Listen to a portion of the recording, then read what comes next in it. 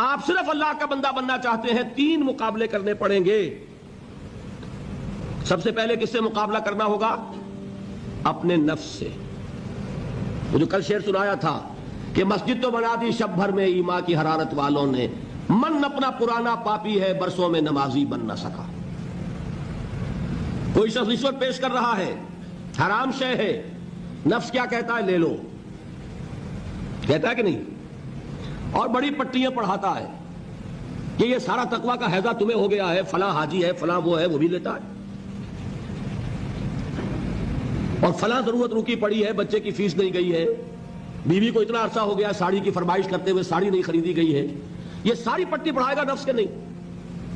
اب اگر آپ مقابلہ کر سکتے ہیں نفس کا تو بچیں گے، مقابلہ نہیں کر سکتے مار کھا جائیں، یہی ہوگا کہ نہیں؟ اذان کا وقت آ گیا، اذان سن لی آپ نے، لیکن پھر نفس نے کہا ابھی اور سو، آپ نے کروٹ لی اور کپڑا خوب ٹھیک کیا اور غین ہو گئے۔ اگر آپ اس نفس کے تقاضے کو اس وقت رد کر سکتے، طاقت آپ میں اتنی ہوتی تو آپ کھڑے ہوتے مسجد کی طرف جاتے۔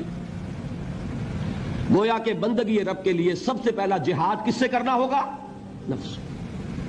اچھا، نفس اکیلا نہیں ہے، اس کے پیچھے ایک بہت بڑا بدماش ہے، وہ شیطان لعین، وہ اسے اکساتا رہتا ہے، پھونکے مارتا ہے، الذی یوسوس فی صدور الناس، اشتعال پیدا کرتا ہے، پٹیاں پڑھاتا ہے، برائی کو مزین کرتا ہے، بے حیائی کو فیشن کا نام دیتا ہے، ناچ گانے کو وہ کلچر کا نام دیتا ہے، یہ سارا کچھ کر رہا ہے۔ تو اگر شیطان سے مقابلہ نہیں کر سکیں گے تو اللہ کی بندگی کر سکیں گے؟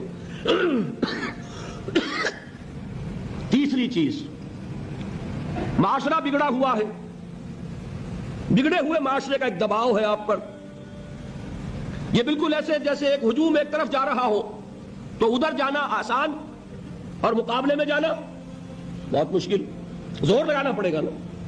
تو معاشرے کا رخ کچھ اور ہے، آپ کا رخ کچھ اور ہے، معاشرہ نہ خدا کو جانے نہ رسول کو جانے، آپ چاہتے ہیں اللہ اور اس کے رسول کے حکم پہ چلنا، کشمکش کرنی پڑے گی کہ نہیں؟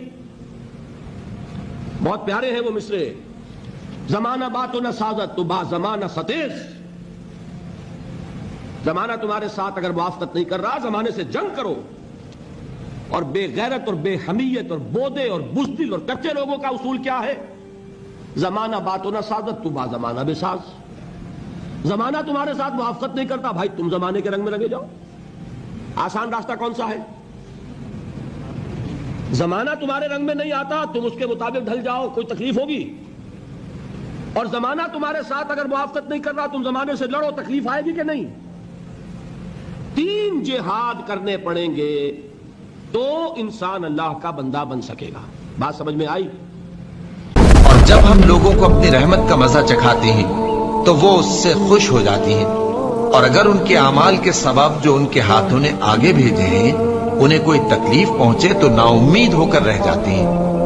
کیا انہوں نے نہیں دیکھا کہ اللہ ہی جس کے لیے چاہتا ہے رزق فراخ کرتا ہے اور جس کے لیے چاہتا ہے تنگ کرتا ہے؟ بے شک اس میں ایمان لانے والوں کے لیے نشانیاں ہیں۔